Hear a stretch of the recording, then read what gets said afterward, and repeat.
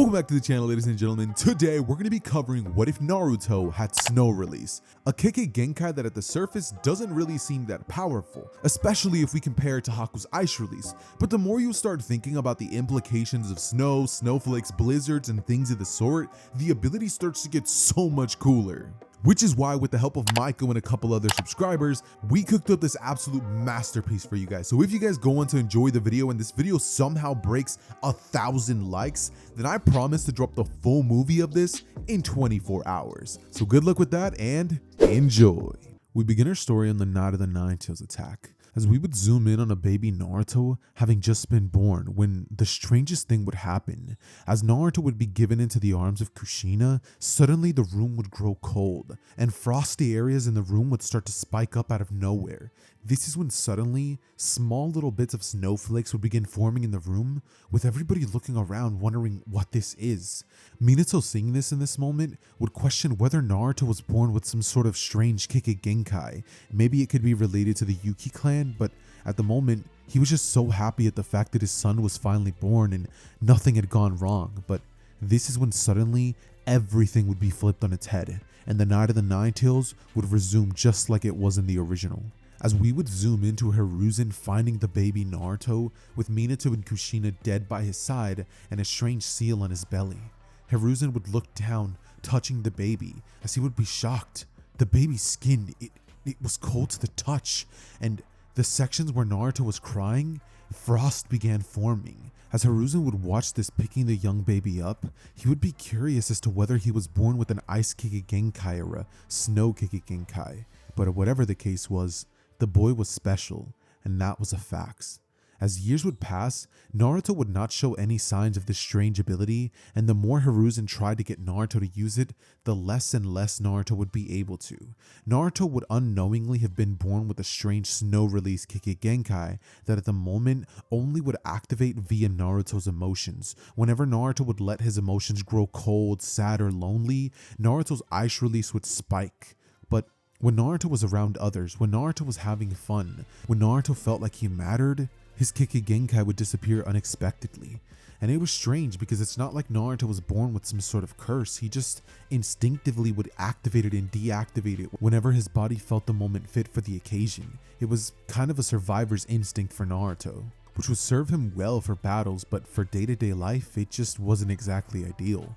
Because once Naruto was sent to live off on his own, Naruto would unintentionally, thanks to the loneliness and sadness that he would feel of seemingly having been put to the side like someone that didn't matter anymore just because he was old enough to fend for himself, would begin to experience countless moments where his Kekkei Genkai would go haywire, with his uncontrollable chakra causing many random things to happen in the building.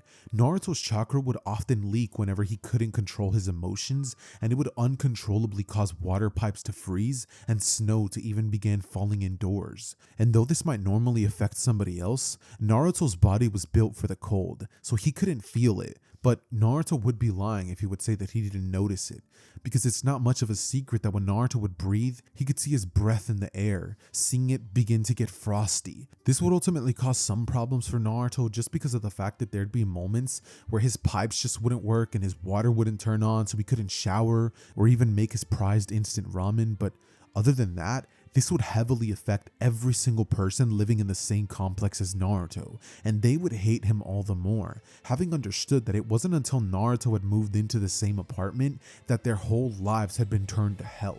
They're now living in a frozen wasteland, and to them, it's all that cursed child's fault. He's the reason that they're living in this unbearable cold. And though Hiruzen would try to appease these villagers, ultimately they would hate Naruto and make it very obvious, going to his room, banging on his door, and telling him to calm down in there, that his mother should have killed him the day that he was born, that he's useless, that he's a demon, and other things among those.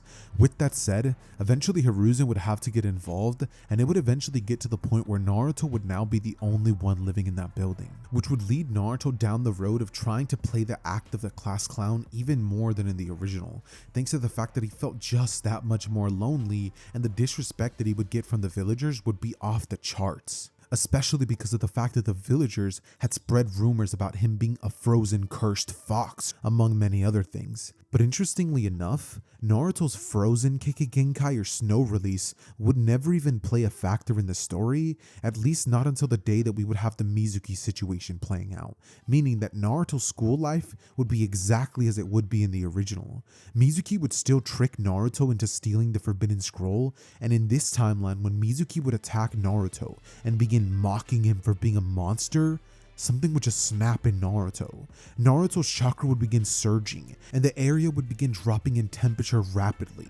Icy wind swirls would begin to appear as Naruto's tears would freeze over, and Iruka's blood would begin freezing as well. Iruka would simply watch on as Naruto would unconsciously create a jutsu called Hyoton, Thousand Snowflake Release, which would essentially shoot a massive amount of frozen snowflakes that are almost as hard as shuriken, that all would go flying to the direction of Mizuki, pinning him to a tree without killing him, thanks to the snowflakes kind of melting upon contact, but still being just sharded enough to inflict the damage of what would be kind of like a paper cut, but a very, very cold one.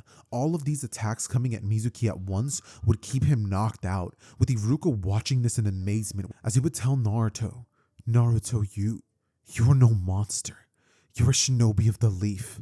And from now on, you're my precious student. He would bring Naruto in for a hug as Naruto's emotions would begin flooding out of him, and he would go into Iruka's arms thanking him for all the things that he had told them, claiming that Naruto wasn't a monster, and being the first person in the entire story to protect Naruto when nobody else would. So, as we would flash forward to the day of the academy graduation, Iruka would proudly announce the names of Naruto Uzumaki, Sasuke Uchiha, and Sakura Haruno. Sasuke hearing this would narrow his eyes as he would stare at Naruto from across the room, giving him a stank eye as Naruto this moment wouldn't even notice Sasuke. He'd simply be in the back of the classroom reliving the events of yesterday, how he had protected his sensei and had used some sort of strange snow jutsu. Naruto was completely in the dark as to how he did it, because in that moment, Naruto's body just kind of moved on its own. So it's not like this is even a power that Naruto's going to be able to draw from at any given moment. It's kind of going to function like Kurama in a sense, just for the beginning sections of the story, because for those of you wanting an OP Naruto, trust me, it's coming, but we gotta build to that a little slowly for now. Anyways, with that said, Sakura would also be staring at Naruto, but she'd be a bit torn on how she feels, because on the one hand, she doesn't really like Naruto, because in this timeline his personality would be just a bit more obnoxious than in the original timeline. However, there's one part of her that can't help but be drawn to Naruto, because she remembers a time in class where Naruto, after having been made fun of by everybody via failing a test that they were doing, Naruto would throw kunai towards the direction of the target, completely missing, with it landing on the ground and freezing a small patch of grass. Nobody really would have noticed this except for Sakura, but thanks to the hot heat of the day, it had almost melted instantly, with Sakura, Hinata, and maybe even Iruka being the only ones to have noticed what had happened. So only few in the class would even take note of the fact that Naruto definitely does seem to possess some sort of strange ice or snow or whatever you want to call it powers. And because Sakura would kind of be in the loop about this, she would find Naruto's powers beautiful, but also a bit scary, because there would be times whenever the room would almost freeze over, and the origin point of this almost always seemed to be Naruto, though he would always play it off as Iruka not closing the windows or somebody playing a prank, which most people would overlook thanks to the fact that they don't really think too highly of Naruto, but she wasn't most people. With this said, more time would pass as Kakashi would end up arriving late like always, when he would see Naruto and he would instantly sense a cold aura leaking from Naruto's chakra. He would then read Naruto's file and pause for a moment. It would read Hyoton user, which is essentially snow release, I think, as well as Jinchuriki. Kakashi, seeing this then staring at him, would think that if he was able to use both of those things in tandem, he would make for a terrifying combo, which would lead Kakashi to being very intrigued with Naruto and lead him to decide to actually take Naruto's training a bit different than the others, trying to test him more so.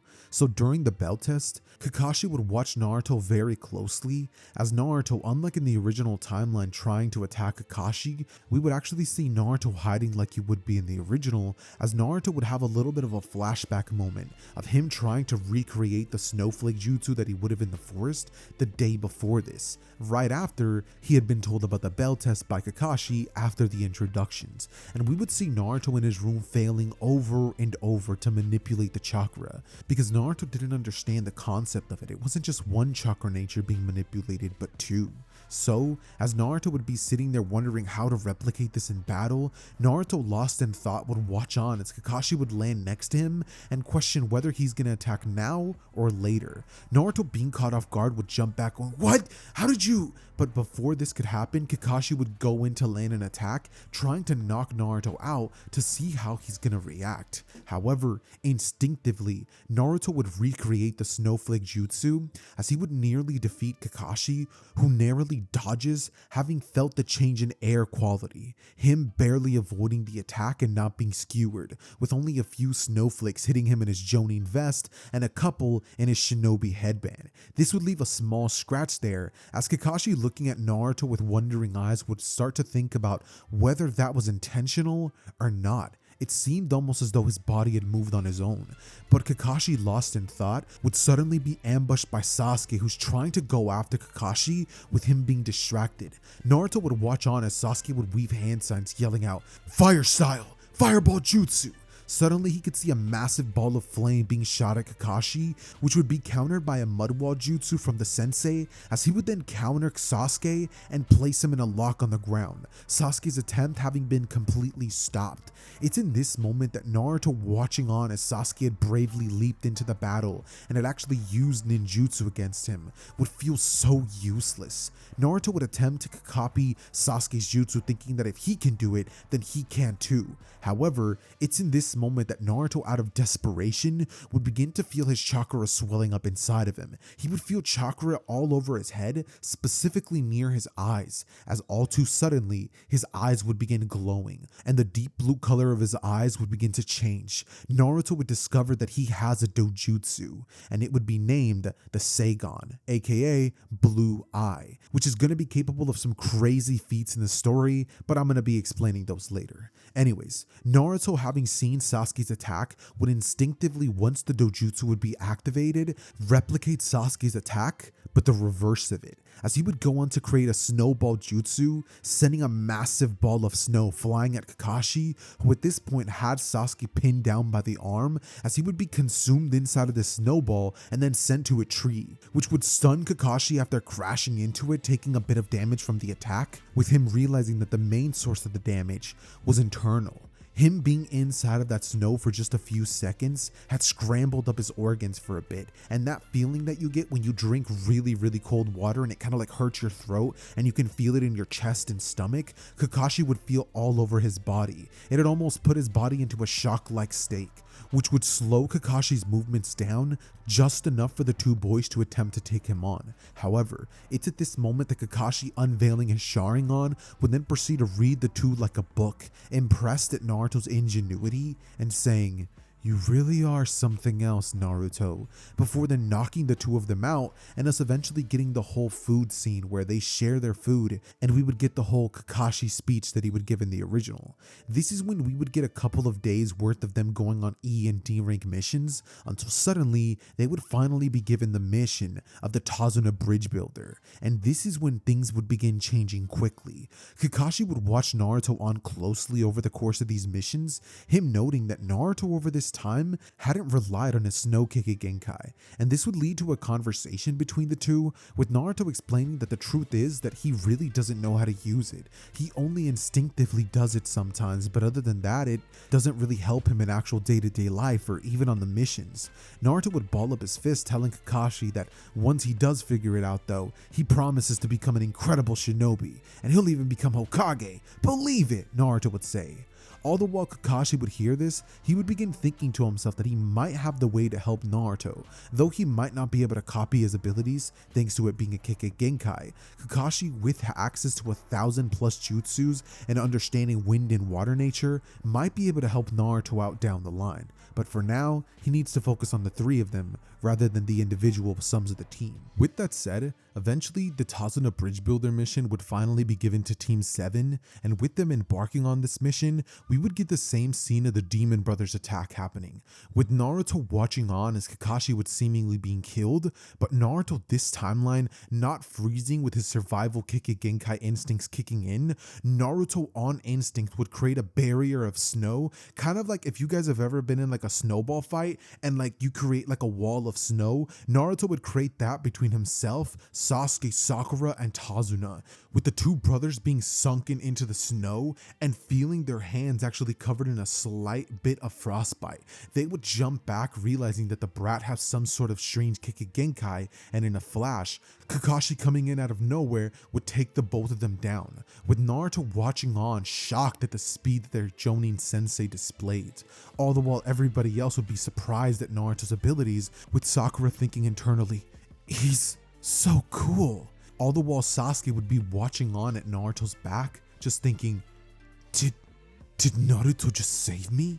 Sasuke would grit his teeth at the realization that he was saved by a weakling, somebody that he doesn't even think is on the same level as him. So Sasuke would start kind of treating Naruto in a bit of a rude way as the mission would continue, until eventually Naruto, sensing a chill in the air and feeling the mist start to get thicker and thicker, Naruto would instinctively push his own ice release chakra outward as his frost would clash with Zabuza's mist, creating snowflakes mid-air, shocking Zabuza as a whirlwind of snowflakes would begin engulfing them, similarly to a small blizzard, with Zabuza realizing that that brat must possess that same Kike Genkai that Haku does. He would attempt to kill Naruto, however, Naruto would be saved by Kakashi, who would leap in the way, protecting Naruto with a kunai, as the battle between the two of them would play out like it does in the original, until eventually Kakashi, finding himself trapped in the water prison jutsu, would suddenly be saved by Naruto, whose eyes would glow once again, and Naruto would direct all of the ice blizzard snowflakes towards the direction of Zabuza.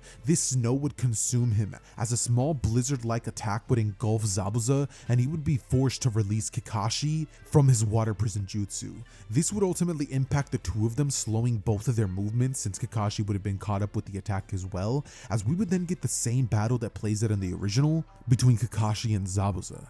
This ultimately would lead Haku to appearing on the battlefield, as he would fake kill Zabuza and disappear. But all the while everybody would be thinking nothing of it, Naruto could feel something strange. That chakra, it was like mine, so cold and lonely. This would preoccupy Naruto's thoughts, and his emotions would grow a bit unstable, which leads to Naruto and Team 7 arriving to Tazuna's house, as the warmth inside of it would quickly begin to fade. Naruto would quietly be taking off his shoes as he'd be lost in thought quietly, and as he would step into the living room, the atmosphere would start to rapidly change. Within minutes, the temperature would drop massively, with the walls growing damp and a thin layer of frost spread across the floorboards under his feet, with even nearby steaming teacups beginning to chill over. It's at this point that Tazuna's daughter would come in, hugging her father as she would whisper, "Why is it so cold in here?" It's at this point that we would zoom into Sakura glancing at Naruto, who understood that Naruto must not have even been doing it willingly, because it seemed as though he was preoccupied with something. She would say, "Naruto," as he would look up at her going, "What happened?" This is when she would go on to tell him to look around. This is when Naruto, looking around, would realize what he had done. Naruto's chakra had leaked out, thanks to the uneasiness that masked shinobi had left behind. It all just kind of bled out as frost and snow. Naruto in this moment would consciously decide to stop thinking about it, as the temperature would start rising slowly over time, and eventually we would get a scene of everybody in there wearing blankets and hoodies and jackets and stuff, until eventually by nighttime the temperatures would drop and everybody would start taking it off. Naruto asleep would no longer be releasing his cold chakra. However, the next day things would change. It would once again go back, Naruto unable to control his chakra from leaking, with those worries crowding his judgment and him not being able to control it at all. It's at this point that we would then see a Tazuna frowning in the corner, with him going, "If he stays here, he's gonna freeze the damn house," as pipes would have already started freezing over and water would have stopped coming out of them. However, Kakashi, hearing this, would respond to him in a calm and final tone, as he would say, "He saved your life. Let him rest." Then Kakashi would pull Naruto to the side and tell him that when they return to the village, he's gonna help him try to put his ice jutsu under control. As the next day, they would continue trying to help Tazuna with the bridge building, as they would then start learning the tree walking jutsu that they would have in the original. So Naruto having a bit more of an understanding over his chakra would slightly help Naruto not to leak it out like he would before, having learned at least the basics of it, so it would grow less bad. It would only kind of just like freeze a couple of things and changes the temperature to the point where you kind of have to put on like a jacket or something. This would heavily help Naruto control things. But that's not why you guys are here. You guys are here for the action, so let's just skip straight to the battle on the bridge, and we're gonna zoom in on Kakashi facing Zabuza, as we would then also see Naruto and Sasuke standing back to back, as the two of them would watch on to see Haku's first move. But in this timeline, instead of Haku and Sasuke having their brief skirmish, he would kick things off with the Ice Mirror Jutsu, as a ton of mirrors would rise around them, and Sasuke would curse under his breath going, "Damn it, what is this jutsu?" All the while Naruto's heart would begin racing, his breath would start fogging, and snow would begin to actually fall inside the dome, with Haku being impressed at the fact that Naruto's Snow Kikagenkai influence is actually causing some sort of change in his Ice Kikagenkai jutsu. And so, as this would happen, Naruto would just start thinking, not now, come on, stop it. But the more that he tried, the more his chakra would begin leaking. It's at this point that Naruto would try to focus more and more. However, his emotions and his survival instincts would kick in. The mirrors would begin frosting over with a slight fog coming over them, as Haku's visible form inside of the mirrors would start to be a little hazy, almost as though it would be blurred. Haku inside the crystal mirror jutsu would wonder if this is going to affect his abilities, and he would realize that it did. It would slow Haku down, not significantly, but just enough to have it matter. And maybe even worse than that, it was making them harder to see through, which served to weaken the entire purpose of the jutsu. However, Haku using his superior speed would still begin overwhelming the two of them, with Naruto being completely unable to react and Sasuke avoiding them as much as possible. This would then lead to Naruto attempting to use the jutsus that he has in his arsenal, but it would fail, as Naruto would begin to feel like the biggest loser in the world, not even able to protect himself or his friend. He would watch on as Sasuke would do his best to avoid them having awakened the Sharingan in this moment, as suddenly a massive amount of Senbon would begin flying at Naruto, Haku realizing that Naruto is probably his biggest threat. Thanks to the Snow Kikagenkai that he possesses, he would rush in with Senbons ready to end Naruto. However, it's at this point that Sasuke would jump in the way, tanking all of the attack. "Sasuke!" Naruto would scream out, as the air would shatter with a sudden pulse of chakra.